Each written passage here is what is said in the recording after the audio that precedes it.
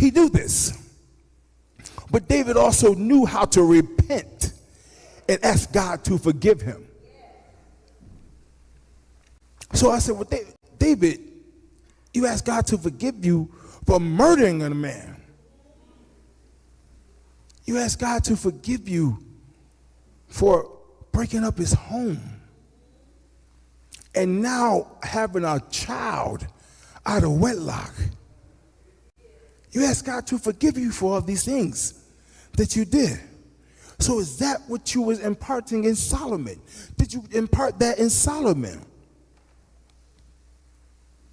So I had to think about it for a minute, and the Lord just brought something back to me.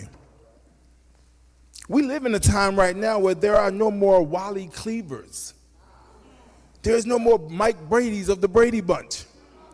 There's no more Heathcliff Huxtable of the Cosbys. We don't have these fathers now that are so outstanding and perfect, because that was not reality. That wasn't the reality of things. As we enter into the stages of life, we have to endure the challenges of life.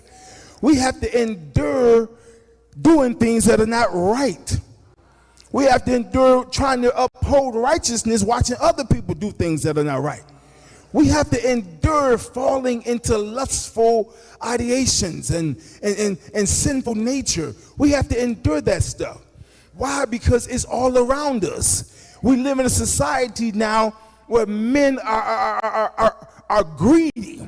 They're after money. They've channeled their heart for lust, for greed. They want what you have, and they don't mind hurting you and taking it from you in the process. You got people that are sitting in countries that's never been here that are hurting people, stealing people 401k plans. They're taking people retirement money. They're doing all of these crazy, evil things.